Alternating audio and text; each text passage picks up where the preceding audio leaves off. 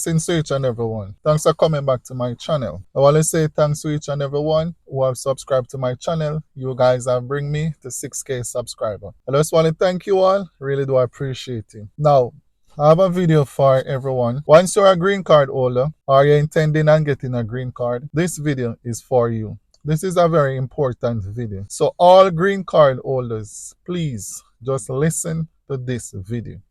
All right, if you can't listen to it now, save it, come back to it, and listen to it because this is very, very important for all green card holders. All right, let's jump right into it. There are times when people with green cards are arrested, detained, and deported from the United States. So let's talk about how that could actually happen. One of the most common ways that immigration can target you is if you're using the green card as a glorified tourist visa. I see this frequently with elderly parents of US citizens. Oftentimes they have a child who's a US citizen over the age of 21. The child petitions for the parents get a green card, permanent resident card, but the parents don't really want to live full-time in the United States. They want to spend like 6 months in the United States, 6 months outside of the United States, and just keep traveling like that back and forth. They want to have an easy way to enter the United States. So that's why they got the green card. I generally advise against this when I know it's the plan, because if you're not intending to permanently live inside the United States, you can technically be charged with abandoning your residency or not maintaining your immigrant intent and eventually losing your residency. A common way that this will happen, the most obvious way, is if you physically depart the United States with your green card for more than 1 year continuously. There's a presumption that you've abandoned your green card, so when you try to come back, there is a high chance that in the airport, the immigration officer will send you to a back room. It's called secondary inspection, and they will interview you. And the purpose of the interview is to determine whether you intended to spend more than 1 year continuously outside of the United States. If you ended up spending more than 1 year, I've had situations where people spent 3 or 4 years outside of the US because they had a health condition and it wasn't recommended that they get on an airplane during those 3 or 4 years. That might count as an exception because it was through no fault of your own that you weren't able to re-enter the US. You may have intended to return to the US within 1 year, but circumstances outside of your control prevented you from doing so. Ultimately, it's going to be up to the immigration officer, and if they decide that they think you abandoned your residency, they'll refer your case to an immigration judge. And then a judge will hold a full hearing to determine whether you intended to live outside of the US for more than 1 year continuously or not. Here's something to keep in mind. Oftentimes in these airports, the customs officers will say things like, here, just sign this form. It's a voluntary abandonment of residency form, Form I-407. And they'll say things like, you've spent 3 years outside of the US, just sign this form, redo the green card process, and it'll go a long way at the consulate when they see you voluntarily gave it up and now you're applying for it again. It'll be really easy for you to get your green card again. That is not necessarily true. I would go so far as to say never sign Form I-407 before you speak with an immigration attorney. I would straight up refuse to do so, no matter how nice and charming that customs officer in the airport might be. Have the case referred to an immigration judge and have it decided after you speak with your lawyer and have a hearing in front of the judge. Do not voluntarily sign Form I-407. There are even some instances where you can be detained in the airport, so arrested and detained mean the same thing in this context. Arrested generally refers to criminal matters. Detained is civil matters, which includes immigration. Immigration is not inherently criminal. So if you're detained, again, don't sign Form I-407 until you speak with an immigration attorney. And I've even seen customs officers threaten to detain you if you fail to sign this form. But if you do sign the form, you're often put back on a repatriation flight back to your home country right away. So do not sign Form I-407 if you don't fully understand what you're doing and if you didn't speak with an immigration attorney first. After one of my clients becomes a permanent resident, and I have this conversation probably like 2 or 3 times a week, I give them a whole list of do's and don'ts of residency. Like, this is how you can travel internationally. You need to pay your tax returns. Do not register to vote. If you're arrested for any crime or charged with any crime, you need to tell me or an immigration attorney in addition to your criminal defense attorney. That last one is super important. As a permanent resident, you can still be deported from the United States for certain offenses. And these offenses may seem really small. I can't tell you how many times I've asked people about their criminal history, and they've said things like, I have no criminal history. And then when I dig deeper and I ask, have you ever had contact with the police? They say something like, yeah, I had a DUI like 7 years ago, but my criminal defense attorney told me that it's expunged and off my record, and I paid all the fees, and the criminal court said I'm good to go. It doesn't matter what the criminal court said. Every criminal charge, can have immigration consequences. And sometimes the criminal defense attorney you're working with doesn't understand the immigration consequences of criminal convictions. So it's important for a criminal defense attorney to either fully understand the consequences or for you to reach out to an immigration attorney so that the immigration attorney can work with your criminal defense attorney. I probably do this several times a year for people who get charged with convictions, and I end up doing some legal research and working with the criminal defense attorney to find a plea deal or a conviction that's not going to carry significant immigration consequences. Another way that a permanent resident, someone with a green card, can be targeted by immigration is when you're a conditional resident and you don't file your I-751, the petition to remove the conditions on your residency and become a full unrestricted resident, on time, or you fail to file it altogether. Something I see regularly is someone is a conditional resident, and by conditional resident, I mean you got your residency through marriage to a US citizen, and on the date that you got your green card, you were a resident for less than 2 years. So generally, when this happens, your green card will have a 2-year expiration date on it.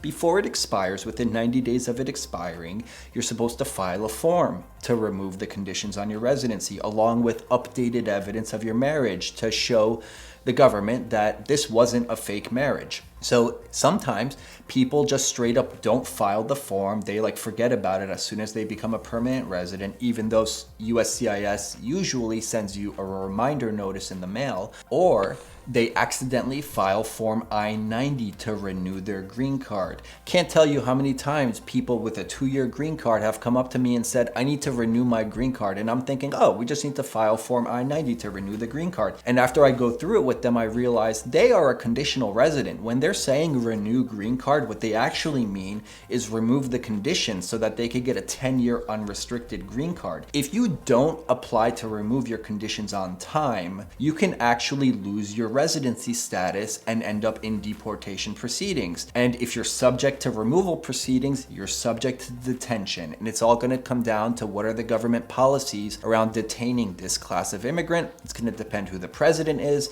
Right now, if you're deportable, you may very well be detained, although it's yet to be seen whether the government is detaining non-criminals who are not a danger to the community or a flight risk. There will be more on that in the form of future YouTube videos once I have more information. But just know, at the very least, your immigration status is in jeopardy if you fail to file Form I-751 on time, or if your I-751 petition ends up getting denied. Now that I've discussed a couple common ways that permanent residents can be targeted by immigration, let me answer the question that I posed at the beginning of the video more directly. Generally speaking, permanent residents are not going to be targeted by immigration. If you have a green card and you haven't spent a lot of time outside of the US and you're permanently living in the US and you haven't committed immigration fraud and you have no criminal history, you generally have nothing to worry about. You can permanently live in the US. Immigration isn't just going to come to your door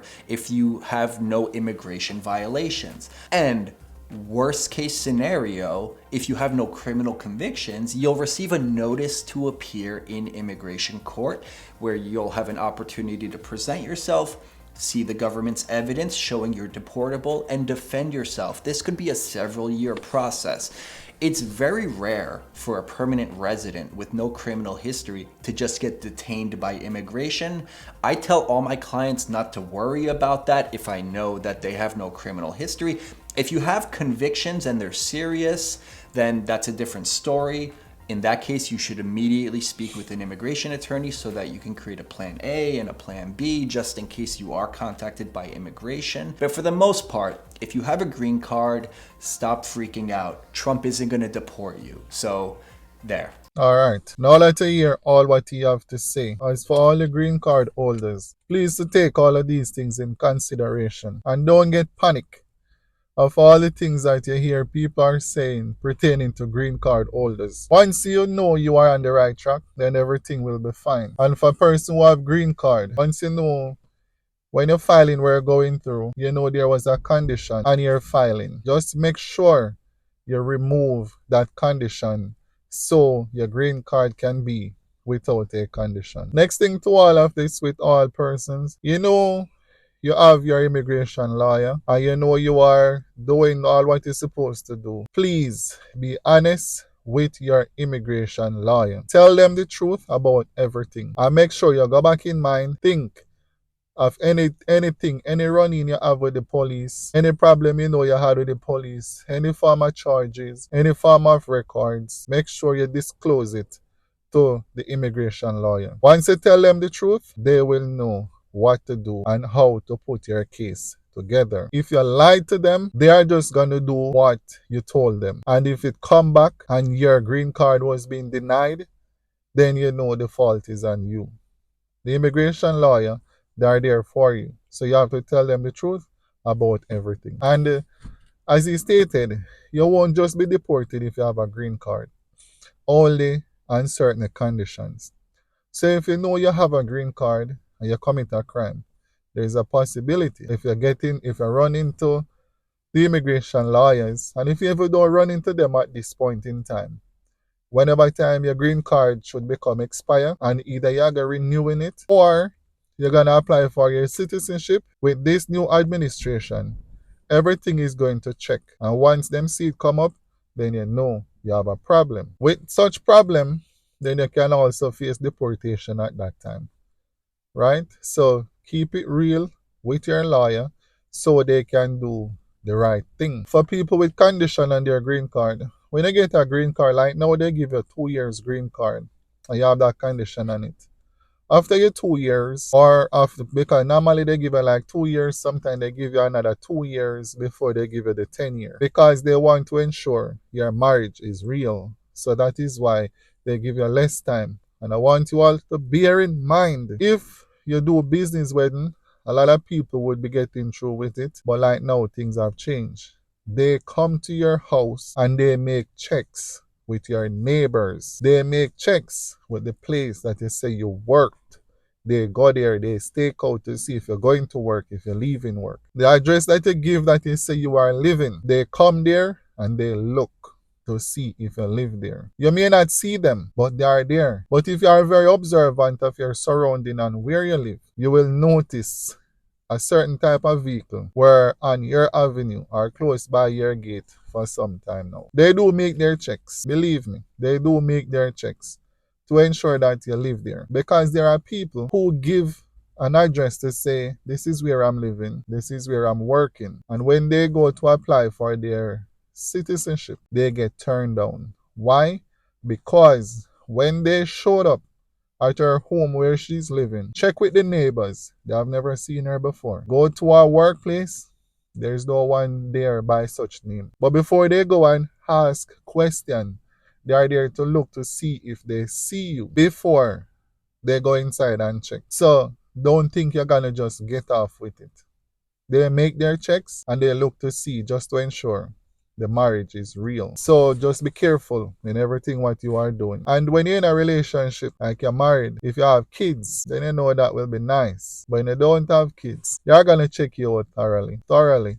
And it maybe when you want to renew like your green card, to remove the condition, they're gonna come and check to ensure that you're together, not just for citizenship, but also when you need to get a 10-year green card, because they need to prove that you are really together. They will also ask for additional stuff like photographs of your wedding to see all the family members that were there. They will ask for photographs of you with family member. They will ask for a photo, maybe a letter from some friend who did know about your wedding, who can write a letter to state, yes, they have been together, or it brought to my knowledge that they have been together from such and such time, and you were a part of the wedding. They want to see photographs.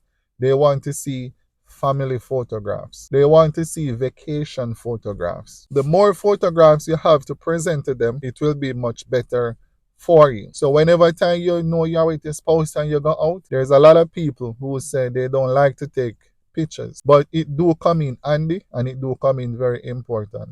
So you have to ensure you have photographs to present them.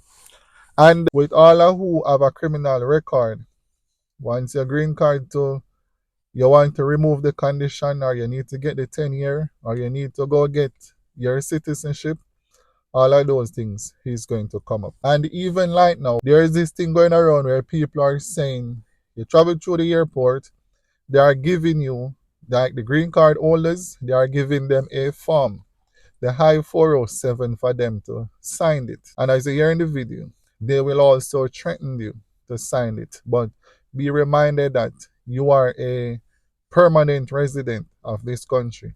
You are legal to travel and you are legal to work, but don't sign that form. Don't sign the form. No matter what they are saying, don't sign the form. Because once you know you didn't commit a crime, commit any offense, don't sign it. That is just you voluntarily signing that form to give up your permanent residency. So bear in mind with all of these information. Don't be afraid to travel. Don't be afraid to go anywhere. Once you know you have your green card and once you know your record is very clean, that's what matters. So keep following the law of the land you are living in. Every country may have different rules when it comes on to their immigration policy, right? So that is just it. And as I said, with the condition, once you get the 2 years on it up and you're going to apply again, make sure you remove the condition from your green card. Make sure you read that form, right? The high 751, make sure you read that form clearly and understand all of what you are going to sign. Get all of these things done properly. And remember, don't lie to your immigration lawyer. Tell them the truth about everything so they know what to do. So don't be afraid to travel. Don't be afraid to go anywhere because there's a lot of places I've been where you would normally see, you would always see a crowd. You will see lots of people. But no, it is very scanty. And when you go out, please to ensure. If you don't walk with your green card, make sure you have a photograph of it in your pocket. Always make sure you have two sources of ID just to show the police or the immigration or ICE, any one of them who may stop you on the road because they are checking on the train, they are stopping the buses, and they are going on them asking for IDs. So make sure you have your documentation to show them. All right. So that is it for now, and stay tuned for a further update. And if you make it this far in the video, please feel free to subscribe and like this video so other people who have green card and having issues and problems, they will be able to see this video and to know what to do and how to proceed each day. Thank you very much. And as we would always say, if it ain't green, it ain't we. Yes, sir.